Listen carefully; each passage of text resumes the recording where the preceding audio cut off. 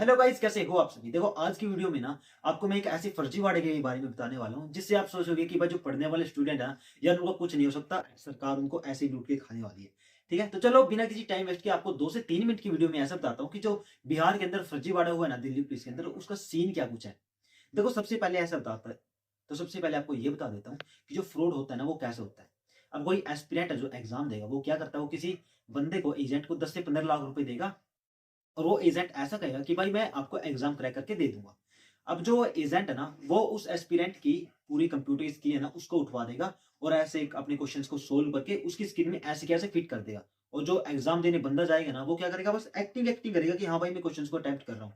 लेकिन उसकी पूरी की पूरी स्क्रीन है ना वो कौन उठाए मिलेगा, वो उठाए मिलेगा वो एजेंट।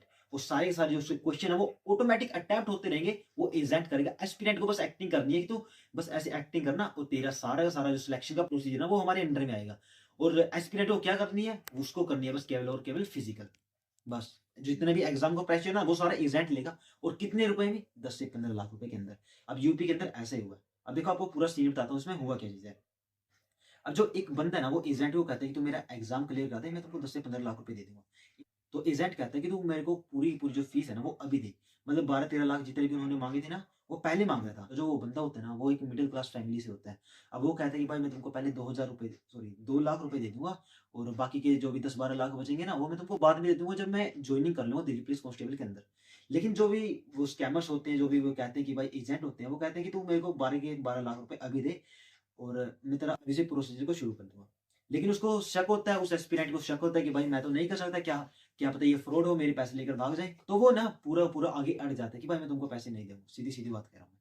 लेकिन वो एजेंट क्या करते हैं, वो एजेंट इस बात से बुरा मान जाते हैं, उनके दिल में जो भी होता है उसको छोड़ो यार, हमको क्या लेना-देना उस चीज़ से।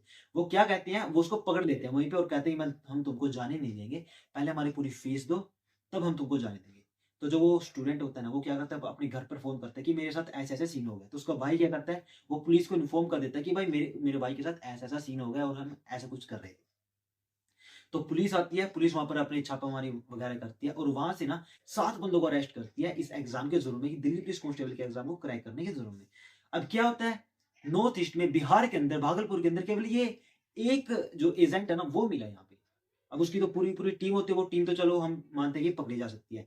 लेकिन हरियाणा हो गया, हमारे यूपी हो गया, मध्य प्रदेश, झारखंड, बिहार, अरे ऐसे-ऐसे कितने स्टेट हैं।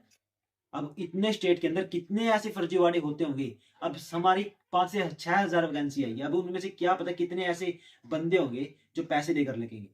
अब ये तो केवल एक का ही खुलासा हुआ है। हमको नहीं पता ये कितने सारे बंदे अभी भी स्क्रीन उठवा रहे होंगे।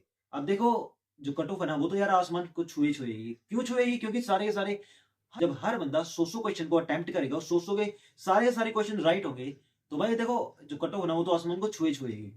अब एसएससी ने क्या किया? एसएससी ने टीसीएस की जगह एजुकेटिव को हायर कर लिया। क्यों कर लिया? क्योंकि वो उसको सस्ती पड़ रही थी। अब सस्ती पड़ रही थी तो भुगतो। ऐसी-ऐसी जो कंडीशन हो रही है ना वो भुगतो आप। अब देखो हम कुछ नहीं कर सकते हैं। अब जो कट ऑफ है वो तो ऐसे ही जाएगी और ऐसे-ऐसे तो पता नहीं अब कितने एग्जाम होने वाले हैं एसएससी जो करवाएगी। और कितनी सारी स्क्रीन्स उठेंगी वो तो एसएससी वालों को पता ही है। क्यों पता है? क्योंकि एसएससी वाले भी तो खुद ही पैसा खाते हैं। क्योंकि वे क्या कर सकते हैं, वे अच्छे डेवलपर को हायर कर सकते हैं, हैकर को हायर कर सकते हैं। वो कह सकते हैं कि भाई तुम हमारे लिए ऐसा कुछ डेवलप करो कि जो है ही ना उसकी। लेकिन एसएससी को केवल और केवल पैसा खाने से मतलब होता है। तो देखो आपको बस मैं यही कुछ फर्जीवाड़े के बारे में बताने वाला था कि बिहार में ऐसा कुछ हुआ है। चलो बाकी आप पढ़ते रहो, आपकी किस्मत के ऊपर डिपेंड करता है कि आगे क्या कुछ रहने वाला है। कट ऑफ का भी से हम कुछ नहीं बता सकते कि कितनी जाने वाली है। क्या